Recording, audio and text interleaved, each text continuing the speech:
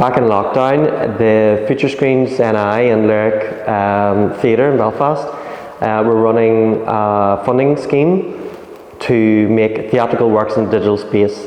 And as an artist who works across stage, screen and installation, I was very interested in this idea of bringing the digital and theatre worlds kind of together. And while I had seen a lot of theatre makers during that time, during COVID, they were trying to basically replicate the stage experience on, in digital, whether it be YouTube or other formats.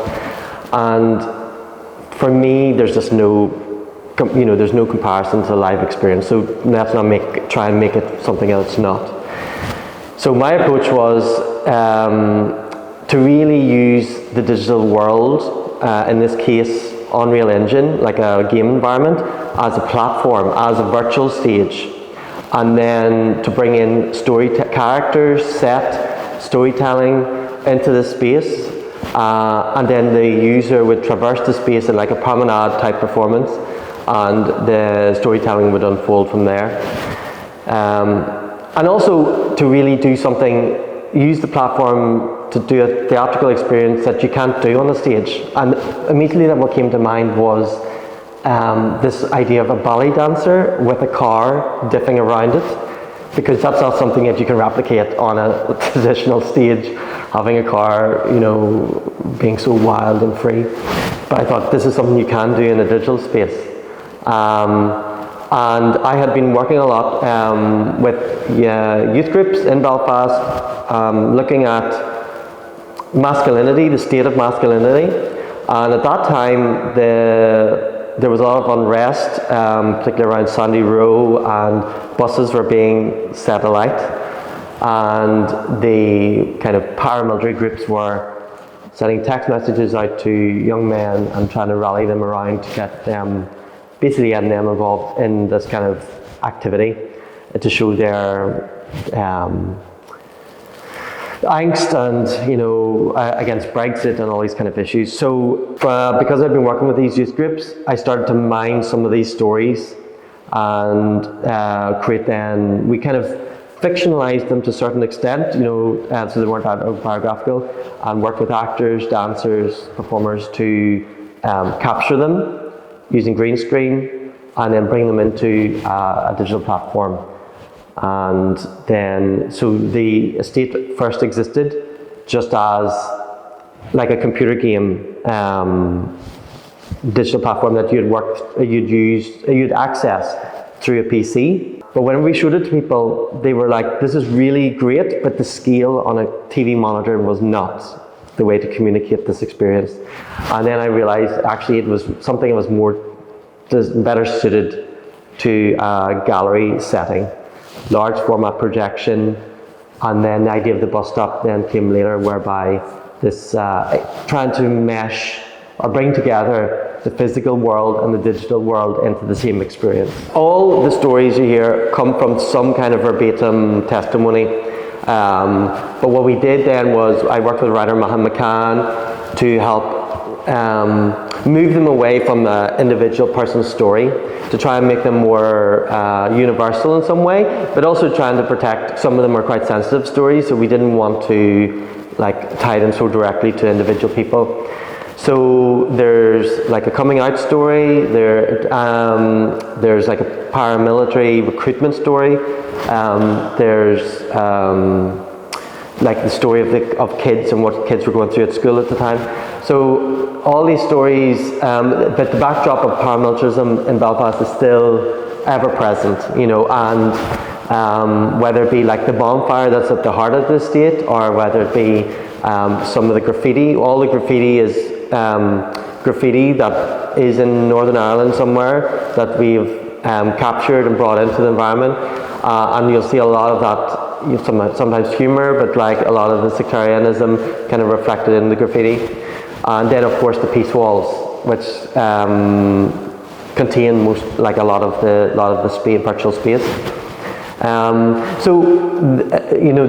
This experience you'll notice is a product of its time. It was made during COVID. A lot of the stories are just burdened by COVID in some ways. That there's no escape.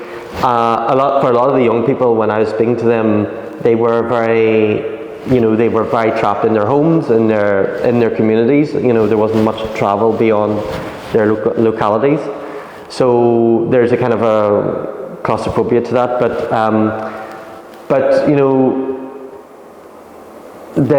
I think a lot of people, outside of working class communities, think because of Good Friday Agreement and the peace that we have, that sectarianism doesn't have a role to play. But actually, I think you'll find whenever you're in working class communities in particular, that there's still this heavy hand of the notion of the men in those communities having connection to paramilitarism or sectarianism, and so that's something still that has to be addressed and worked on and not to be forgotten, I think. So COVID and the pandemic, is throughout the piece. It's the context of making of the work. It really started because when I was doing engagement activities with young men in Belfast, I was asking them what are they up to, how are they maintaining their connections with people, with friends, and a lot of it was I'm playing video games in the room, multiplayer, maybe over the internet, but it was most of their pastime was video game playing. And one of the things I actually found most interesting about my engagement with the young people was their social media presence, how they were representing themselves in Instagram primarily, maybe in TikTok to a certain extent as well at that time. And there was this facade, there was this mask that they were putting up. A lot of them were using replica guns in their images for this kind of bravado kind of quality, which I found really interesting because when I spoke to these young men, they were very sensitive guys, they were very thoughtful, and it didn't quite pair or match with this image that they were trying to portray on social media, but they felt that they had to do this there was some idea of masculinity that they were trying to live up to or trying to embody. So this is where all the characters in the piece are faceless, that they have some kind of mask to them.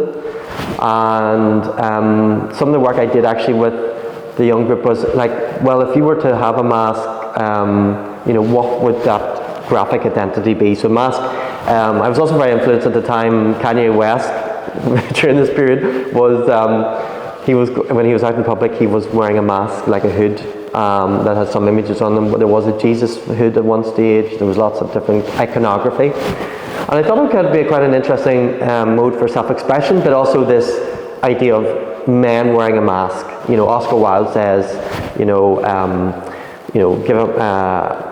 give a man a mask and he'll tell you the truth, something to that extent.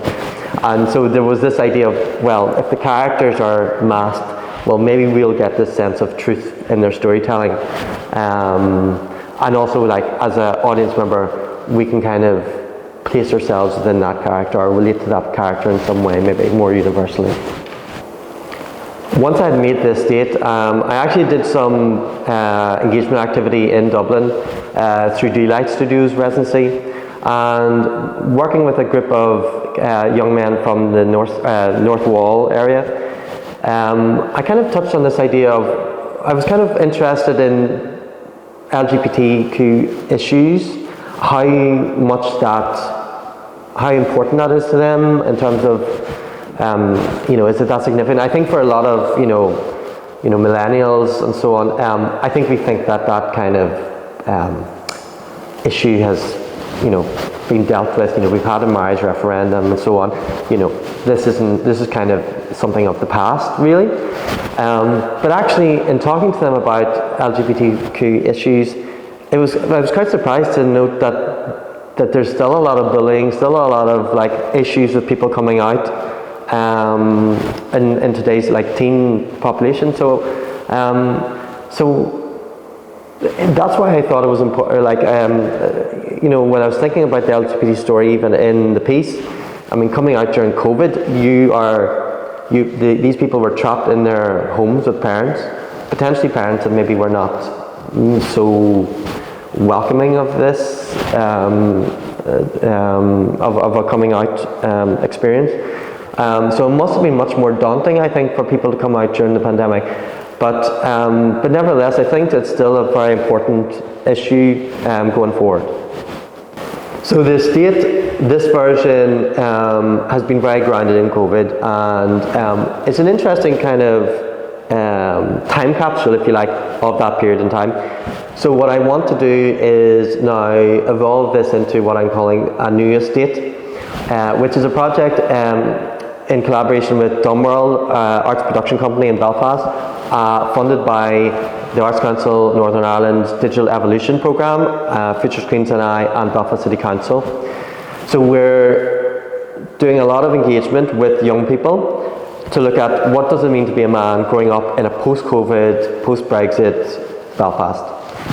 So there'll be a new virtual environment, new storytelling, and I hope to kind of evolve the experience so that it's maybe more interactive in terms of the world interacting with characters, and there will be a presentation of that work in the Northern Ireland Science Festival in Belfast in February 2025.